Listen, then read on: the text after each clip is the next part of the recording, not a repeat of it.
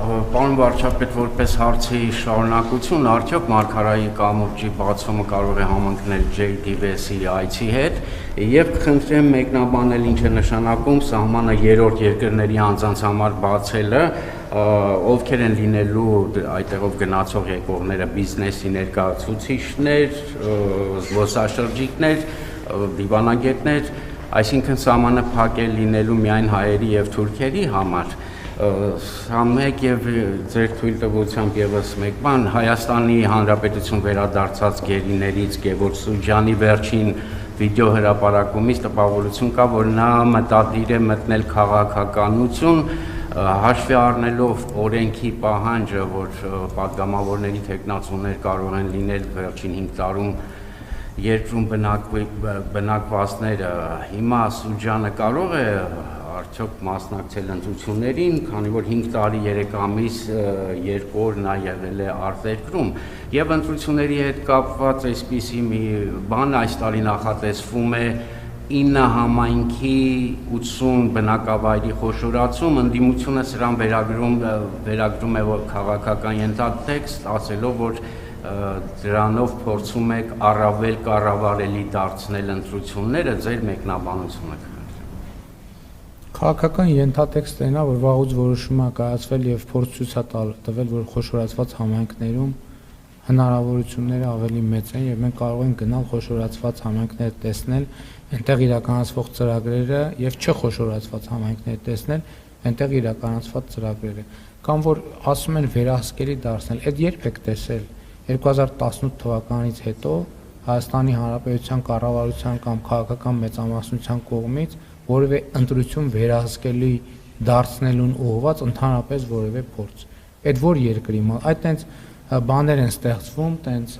ինչ որ հեքիաթներ են ստեղծվում, հետո ասում են վայ երկիրը ոնց հասցրիկ այս վիճակ։ Ես կարծում եմ իմիջիալից ես իմ չեմ հիշում որ ելույթում ասել եմ որ ես կարծում եմ որ Հայաստանի Հանրապետությունը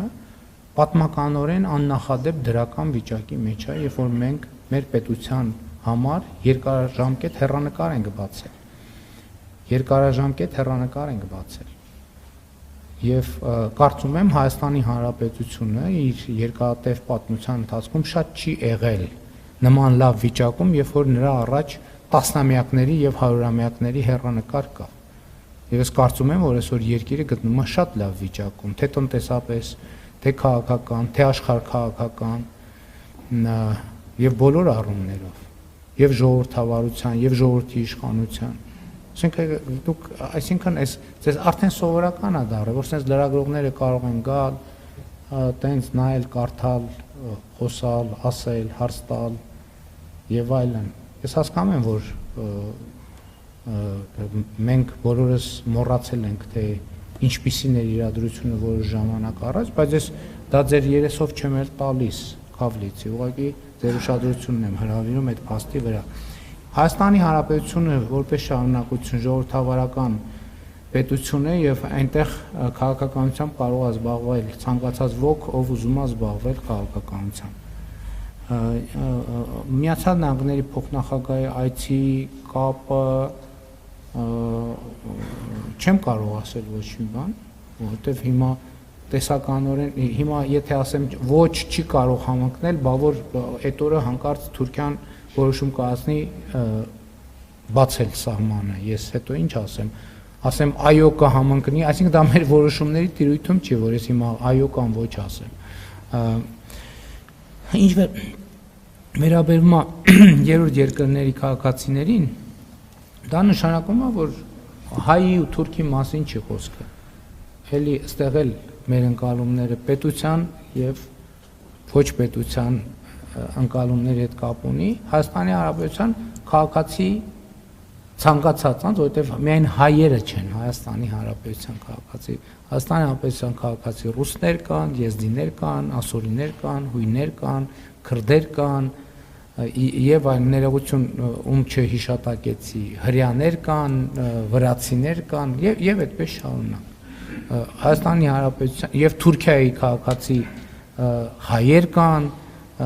հույներ կան, քրդեր կան, եզդիներ կան եւ չգիտեմ շատ ավելի մանրամասն կազմում։ Խոսքը նրա մասին է, որ երրորդ երկրի քաղաքացի, ով որ ասենք օրինակ չգիտեմ, Իսպանիայի, Ռուսաստանի, Վրաստանի,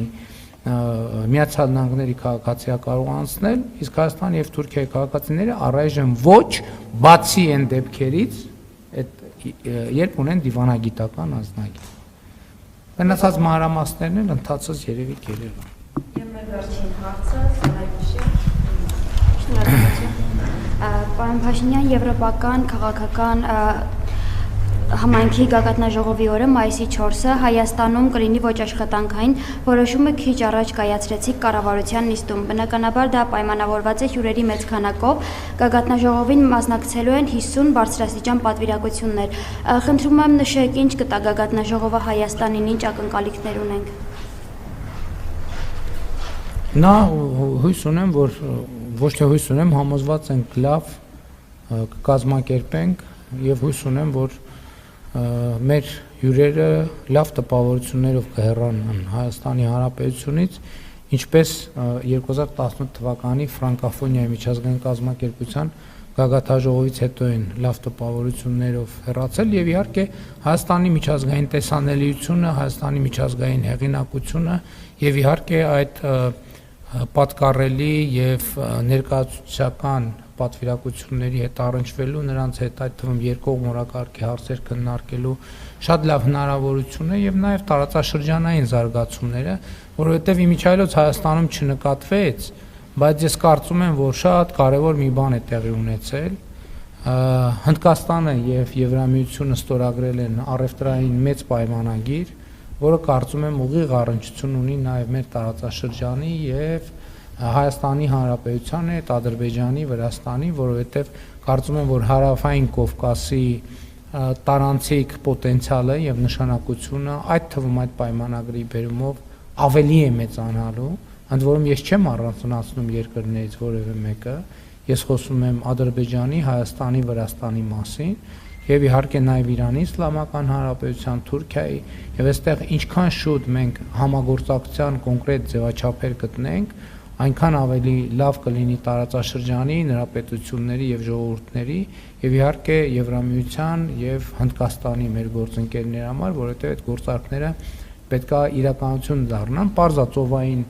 ուղիները բավականին էֆեկտիվ կլինեն եւ կգործեն, դրանք այսօր էլ գործում են, բայց հատկապես հիմա եւ այդ տրամաբանության մեջ թրիփ նախագծի, խաղաղության խաչմերուկ նախագծի եւ Հարավային Կովկասի որպես տարանցման երթուղի նշանակությունը էականորեն մեծանում է եւ ես պարզապես ցանկացա բոլորիդ ուշադրությունը հրավիրել նաեւ այս նրբության վրա։ Ավարտվեց